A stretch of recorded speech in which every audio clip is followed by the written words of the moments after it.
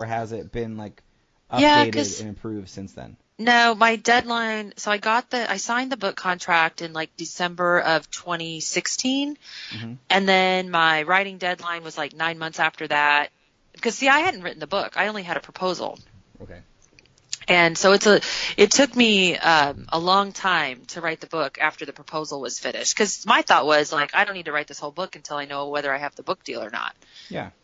So I wrote the book and I turned that in, and then it took a year after that to do all the editing and the book packaging process and all of that, working with all the Hay House people. It's a lot of moving parts to a book. Yeah. Excellent. So has your goal to be a motivational speaker, has that improved since your book came out? I'm really living it. I'm telling you, I'm so happy and excited to be, I'm really making that impact that I told you that I'm making. I get letters from people all over the world. I literally got an email from someone in Cape Town, South Africa, Hmm. who's read my book, and she's telling me how it's changing her life. I get letters from men, from women, which leads me to invitations to speak. So I'm definitely living that dream, and I'm still on the very first steps of it. You know what I mean? Okay. It's like, Yeah. how, and I don't know how old you are, but you're old enough to be divorced for 10 years. But you know how whenever you go through like another decade of life, you evolve as a human. Yeah. And so I feel like this is the next step in my evolution, where I'm really learning how to truly lead other people, and especially younger people, especially the millennials, and, teach them entrepreneurship, teach them about making an impact, teach them about having a humanitarian plus company, and really doing things that are propelling our human race forward, because it's so Hmm. important. Yeah. So in your own journey, what would you say has been the best investment you've ever made? That's such a great question. I have no idea. I guess I'm going to say, Um, I think the best investments that I've ever made are the ones in myself. Hmm. Those Is are the there only, those are the only ones that paid off. Sure. Sure. And investing in, I have this amazing workforce. Yeah. My staff, I just have a staff of just ultimate rock stars. And I don't have this staff because I've been the best leader or I've made the best decisions in life. And it's certainly not because I have like a friendly personality, but I think that because my business is built on a mission, Hmm. that people are really willing to get behind me, and my staff they amaze me every day. Yeah. That's great. The times in your journey where you've hit fear or hit times when you're apprehensive and you're not sure what to go do next, how do you approach fear and how do you push past it? I love talking about this because lately I've been talking a lot about the difference between empowerment and disempowerment, because I Hmm. love taking these sort of buzzwords, and empowerment's been a big buzzword lately, and just wanting to demystify that. And so what I've really thought about lately is everything that you create from from empowerment, or from a state of being that's empowerment, is going to create in your life stronger, faster, better, longer lasting, and more impactful. But if we go to the opposite of that, and that's the disempowerment, that's the fear. And Hmm. understanding that fear as a state of mind, anything that you do, anything you create or manifest from that place of fear is going to be weak. It's going to be stressful, chaotic. It's going to be uncertain. And it's really like walking through that cement mud. You just don't feel like you're getting anywhere. And Hmm. so what I think is important to do is, when you're in the state of disempowerment or the state of fear, is to step back and think about taking care of yourself. And I'm talking about true self-care, because what you need is, you need your brain to get back at like you need your brain to go from that stressed out state to that um, more relaxed state, and a state of being where it can access the problem solving areas of your brain. I actually wrote an entire process called 5 Steps to Break Through Your Breakdown. Hmm. And it's all based on neuroscience. So each step of the way is based on the chemicals that, if you do, like, for example, making a list.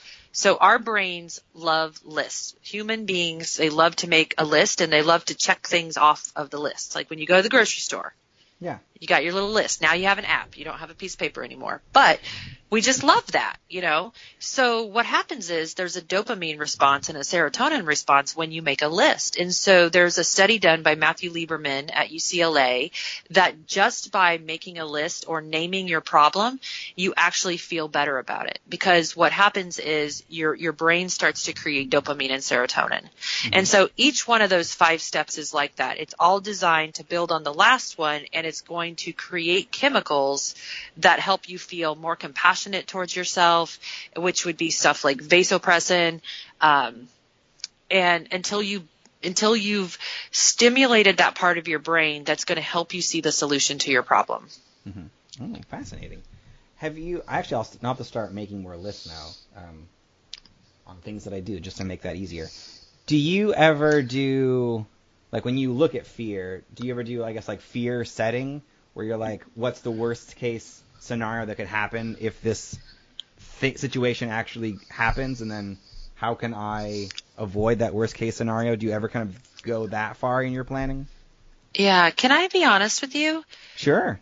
I'm just thinking about this as you're saying it to me, but you know, I think, and I hate to admit this about myself, this is like a moment of true self-awareness here.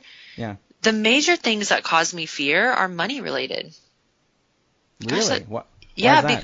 Well, I think it's because when something threatens your money situation, mm-hmm. it threatens your very survival. Mm-hmm. Now, I'm saying that outside of like my children. Right. I mean, obviously, if something were to happen to my children, that would be the ultimate fear. But I think that from like a day-to-day anxiety standpoint, it's when something has happened, when something has infiltrated my world, mm-hmm. that is going to deal with a money situation. But I know like the biggest rock bottom I ever hit was after my divorce. Mm-hmm. And I was comatose for 2 years, like totally. I think I call myself a functioning catatonic. And so I was so wiped out that I couldn't even process what to do in my next steps. Mm-hmm. So do you think that that a lot of, I guess, your fear over money manifested around that time and still kind of popped up every once in a while?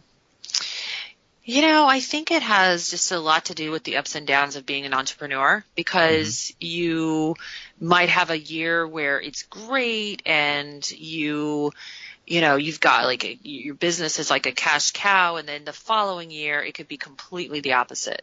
Mm-hmm. And so I think that part of it is going through the entrepreneurial journey. I think part of it probably has to do with like watching my mom's empire slowly dissolve, and I mean, I saw her lose everything. So, and I was pretty young still mm-hmm. when I saw that happen. Yeah. So that's partly it. Now, this is not a crippling fear or anything, but right. A lot of times it's just when something unexpected happens that is money related, but that's still nothing compared to what I went through with my divorce. Yeah, sure. All right. So what would you say has been the best advice you've ever received? Well, I remember when I was a kid, my dad told me to always hire people who were smarter than myself.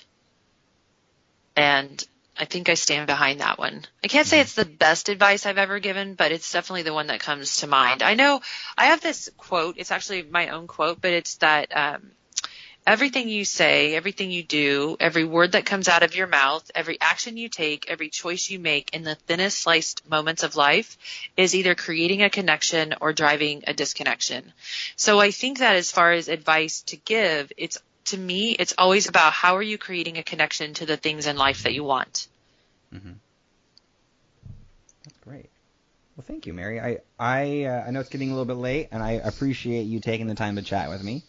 This has been fantastic. If the listeners would like to see more of your writing and more about what you're working on, what's the best place they can do that? I am pretty easy to find. So all over the internet under the name Mary Shores, SHORES.com. That's my website, my LinkedIn, my Facebook, Twitter, Instagram, all that good stuff. I always say if you resonate with what I'm talking about and you want to know more, if you jump on Amazon and check out the book Conscious Communications, you can read the description. You'll know right away whether the book is for you. And I believe we gave you a link for a free download for the first chapter of the book as well. Yes, you did. So I will put the link to Amazon and the link to the free chapter in the show notes. Awesome. And yeah, I also have a Facebook group. So if you guys like that kind of thing and you want to reach out to me in my Facebook group, it's called Fearless Ambition. Oh, excellent. All right. I'll put a link into that one as well. I'll do more research on you and link them all. That way I'll save the listeners some extra researching. You're the link it up man. I love it. I am. Well, awesome. Thank you so much, Mary. I really appreciate your time. Thank you. Thank you for listening to another episode of the Advance Your Art podcast. If you like this episode, please go into iTunes and give us a 5-star rating. And while you're there, hit the subscribe button so that every single time I release a new episode, it will go directly to you without even thinking about it.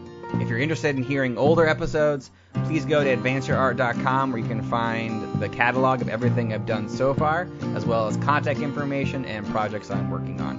Thank you again, and have a great day.